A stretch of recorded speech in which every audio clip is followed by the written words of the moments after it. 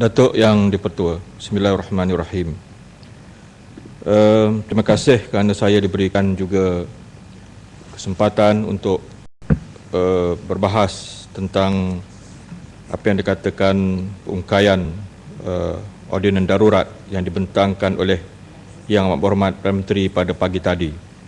Saya yakin dan percaya bahawa sekiranya kita memiliki pemikiran yang rasional, bahawa kejayaan pada hari inilah merupakan kejayaan rakyat, kejayaan civil society, kejayaan pejuang-pejuang yang mahukan negara kita bebas daripada sebarang ancaman yang berbentuk undang-undang yang walaupun atas nama apa sekalipun, kita tak mahu meninggalkan generasi akan datang dengan akta ataupun undang-undang yang boleh membinasakan potensi masa depan mereka.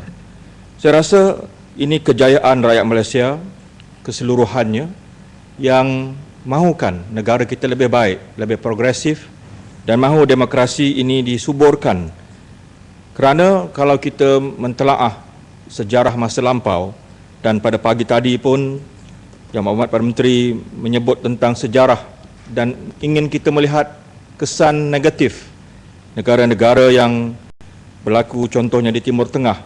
Di sini ingin saya mengatakan bahawa walaupun tidak 100% tepat dan boleh dipertanggungjawabkan, tetapi dalam sejarah kita membaca perkembangan demokrasi, negara yang mengecilkan ataupun negara yang membunuh demokrasi itulah yang rakyat lahir dan menuntut keadilan di jalan raya. Kita tak mahu nanti rakyat berpegang dengan falsafah, dengan izin when the people take the law into their own hand. Nanti negara kita akan menjadi negara yang tidak lagi punya prinsip dan nilai-nilai demokrasi yang kita mahu banggakan pada hari ini.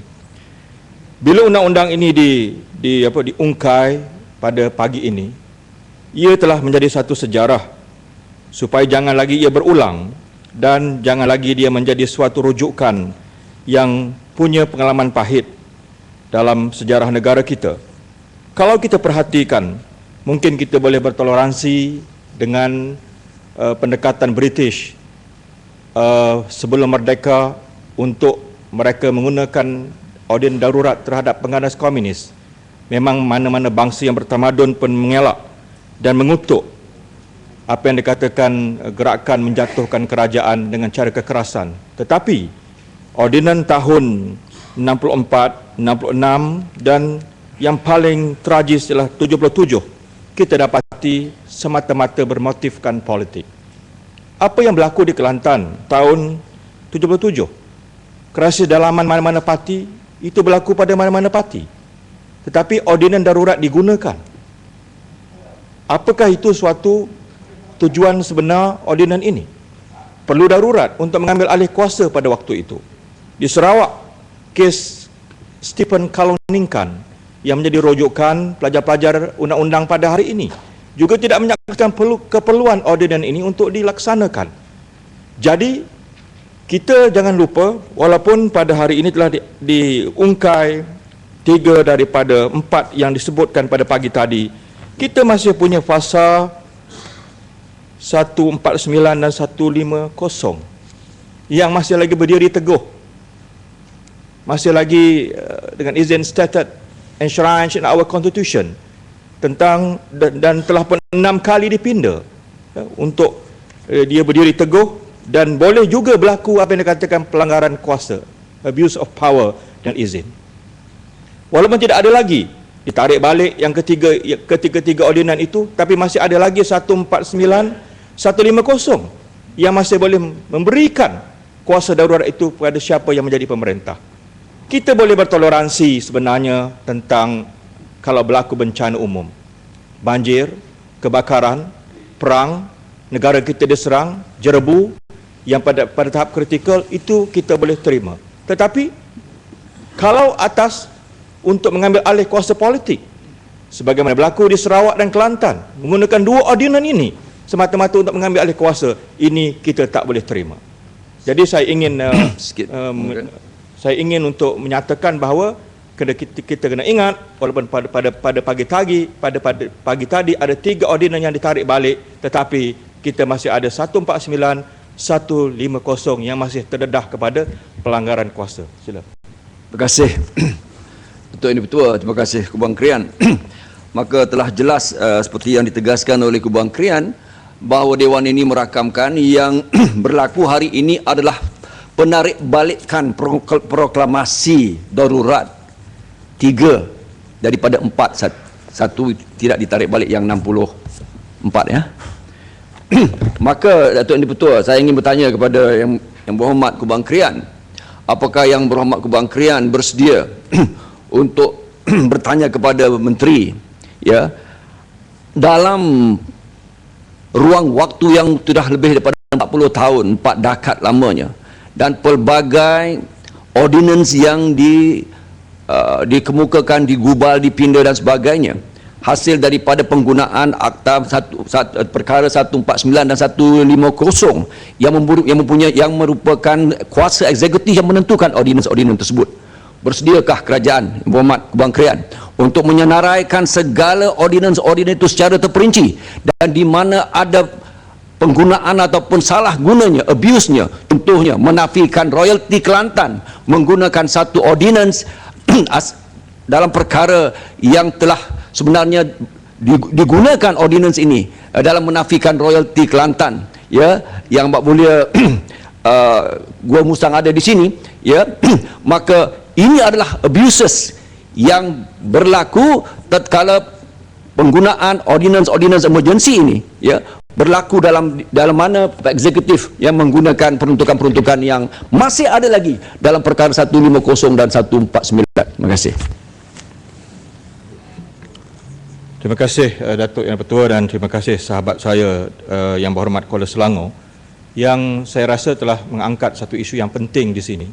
Supaya kita juga minta supaya menteri di Jabatan Perdana Menteri supaya menyenaraikan suatu senarai penuh apakah dia ordinan, peraturan, warta yang telah pun dikemukakan semasa ke-3 ataupun ke-4 ordinan itu dilaksanakan sebelum daripada ini. Ini penting ya. Sebagai contoh, saya ingin proklamasi darurat 69 sebagai contoh. Seksyen 4 yang jelas memperuntukkan tentang sepadan laut diukur daripada paras air surut. Bila pada pagi tadi PM datang ke Dewan Yang Mulia ini untuk ungkai ordinan ini bermakna sempadan laut yang diukur pada paras air surut itu juga terungkai sama. Jadi adakah di hadapan Yang Mulia Gua Musang yang menjadi arkitek Akta 144 pada hari ini, adakah jaminan kerajaan serta-merta bagi balik royalti kepada rakyat negeri Kelantan? Ini penting ya, supaya jangan musim darurat dahulu, kita aman sekarang tapi hak dirampas. Ini penting, dan kalau kita bersungguh untuk tarik balik, ungkai balik akta ordinan itu, maka sudah barang pasti apa juga yang menyangkut tentang hujah Menteri di Jabatan Perdana Menteri sendiri sewaktu kita berbahas tentang royalti petroleum, antara hujah hanyalah kerana sekatan ordinan darurat 69 yang memperincikan tentang had ataupun sepadan laut sesebuah negeri dalam negara kita. Jadi oleh itu, Datuk Yang Dipertua, ada sangat penting ya untuk kita belajar daripada kesilapan masa lalu.